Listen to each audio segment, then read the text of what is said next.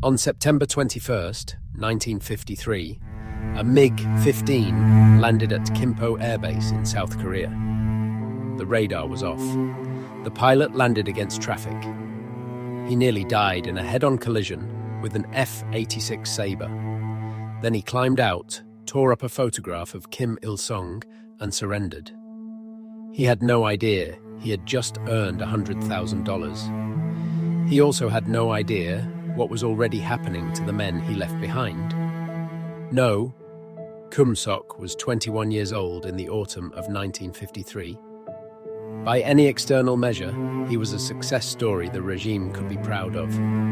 Trusted lieutenant, trained MiG-15 pilot, a young man from a privileged family who had risen through the military apparatus of the Democratic People's Republic of Korea with what looked like genuine commitment. What the apparatus could not see was that nearly all of it was performance. Born in 1932 during the Japanese colonial period, No had grown up watching one occupying ideology replace another. At 12 years old, according to his own memoir, he briefly wanted to be a kamikaze pilot. Not out of fanaticism, but because the Japanese framing made it seem like a form of honor. His father forbade it. That refusal may have saved his life before he ever climbed into a cockpit. When Kim Il-sung's regime consolidated power after the Korean War began, No learned a specific survival skill: how to hate in silence. He memorized the correct phrases. He attended the correct meetings. He carried the mandatory photograph of Kim Il-sung in his cockpit. He said the required things about the revolution. And privately, according to his memoir, A MiG-15 to Freedom, published in 1996, he believed none of it. He was a secret anti-communist in a state that demanded total ideological devotion. One wrong word, one suspicious look, one report from a political officer, and the consequences would extend not just to him, but to everyone connected to him. That was not an accident of the system. That was the point of the system. By the time the armistice was signed in July 1953, No had been planning his escape for close to a year. The end of active combat created a serious problem. His original plan depended on combat operations giving him a pretext to fly south, a believable cover for crossing the line. The armistice removed that pretext entirely. He had to wait. He had to find another window. On the morning of September 21st, 1953, he found it. The aircraft number Kum-sok flew that morning was a MiG-15 Biz, the upgraded production variant of a design that had genuinely alarmed Western air forces when it first appeared over Korea in late 1950. Soviet-designed, powered by a centrifugal flow turbojet derived from British Rolls-Royce engine technology.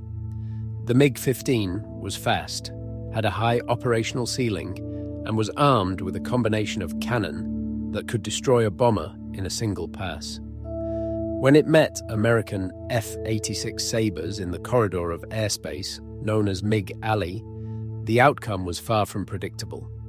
Western intelligence agencies wanted one: intact, flyable, with its systems undamaged. They wanted to know exactly what they were up against. They wanted to know its energy performance at altitude, its handling characteristics, its weaknesses at the edges of the flight envelope. The MiG-15 was not just a prize. It was a question the West had been trying to answer for 3 years. No, Kum-sok took off from Sunan Air Base on a routine training sortie. Nothing about the departure was irregular. He was a trusted lieutenant. There was no reason to watch him more closely than any other pilot. Once airborne, he did not announce his intentions.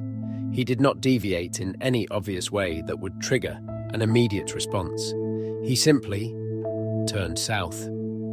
The flight to Kimpo Air Base in South Korea took approximately 17 minutes. 17 minutes to cross a line that millions of people would never be allowed to cross at all. What he did not know, and could not know, was that Kimpo's radar was offline that morning for routine maintenance. He descended into South Korean airspace undetected. The first indication the base had that something unusual was happening was visual. A MiG-15 on final approach, flying against the established traffic pattern. An F-86 Sabre was already on the runway or in the landing sequence. The two aircraft nearly met head-on. By a margin that the historical record does not give us precise figures for, they did not. No Kum-sok landed. He taxied. He shut down the engine. He climbed out of the cockpit. And then he did something that took perhaps 5 seconds and carried more symbolic weight than almost anything else that morning. He reached into the cockpit, took out the mandatory photograph of Kim Il-sung and tore it apart. Then he raised his hands. He was 21 years old. He believed he was completely alone in this decision. What happened in the hours after the landing carried its own unexpected layer. It emerged that the United States Air Force had, earlier in the war, run an operation called Moolah, a psychological operation offering $100,000 and political asylum to any communist pilot who delivered an intact MiG-15. The figure was real. The offer had been broadcast, and leaflets had been dropped across the Korean peninsula. What the operation had apparently failed to account for was where North Korean pilots actually trained. No Kum-sok trained in Manchuria, in China, well outside the leaflet drop zones. According to the historical record and No's own statements, he had never heard of Operation Moolah. He did not defect for the money. He defected because he had been waiting nearly a year for a window. And that morning, the window was open. The reward was not a motivation. It was a coincidence the operation's designers would later struggle to interpret correctly. The aircraft itself was flown to Okinawa, where it underwent a careful engineering evaluation. Chuck Yeager and Tom Collins conducted the flight assessments. This was not a covert mission. It was a formal technical evaluation, the kind of structured flight test program that generates performance data, envelope limits, and tactical recommendations. What the evaluation reportedly confirmed was that the MiG-15 had genuine strengths at high altitude and in rate of climb, but also identifiable handling characteristics that a trained opponent could potentially exploit.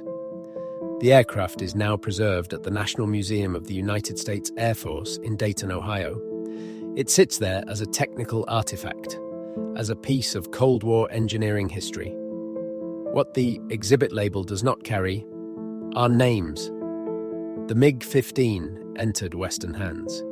The intelligence value was real and demonstrable. No Kum-sok received his $100,000, though he had not gone looking for it.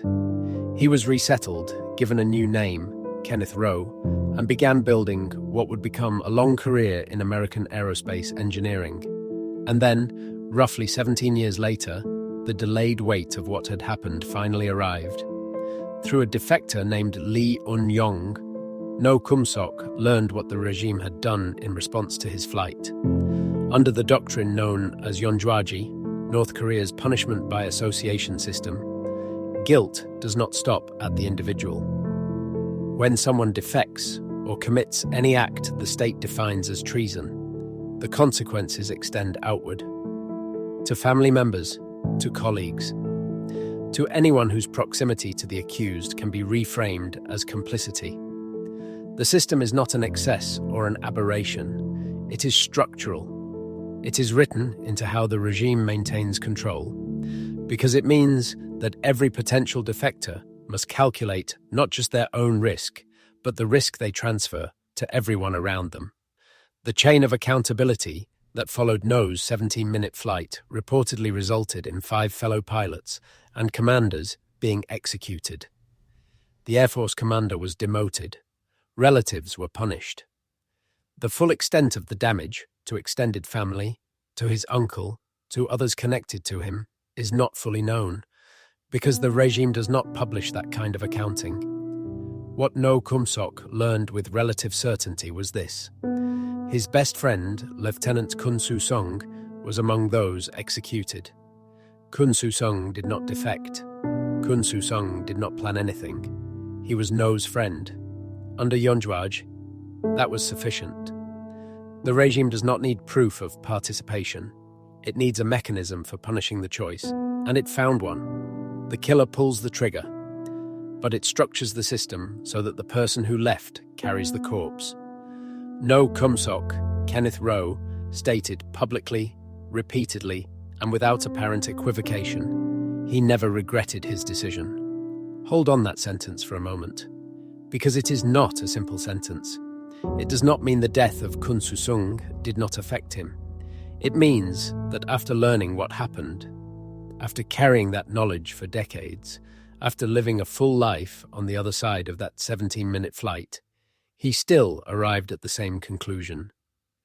That is not callousness. It is something harder and more honest than callousness. It is a man who understood what the regime had done, understood that the guilt transfer was engineered and deliberate, and refused to accept the premise that his choice to be free made him responsible for the system that punished others for it. The responsibility for Kun Soo-sung's death belongs to the apparatus that decided his friendship was a crime. No's mother, who had defected to South Korea in 1951, was safe. They reunited after his landing. That part of the story has a resolution. Most of the other parts do not close cleanly. Kenneth Rowe went on to work as an aeronautical engineer at companies including DuPont, Boeing, General Dynamics, Westinghouse, GE, and Lockheed. He taught at Embry-Riddle Aeronautical University for approximately 17 years. He died on December 26, 2022, at the age of 90. The MiG-15 he flew sits in a museum in Dayton, Ohio, a technical artifact, carefully preserved. The names of the men executed under Yeonjwaje are not on any exhibit label. Kun Soo-sung exists in the historical record because his friend lived long enough to say his name. The punishment by association system that killed him has never been abolished. It operates in North Korea today. The question worth sitting with: how many systems do we call stable that are quietly collecting debts from people who made no choice at all? If this kind of careful, precise history is what you come here for, the stories where the technical record and the human cost have to be held at the same time, there is more of it on this channel. The next one is already there.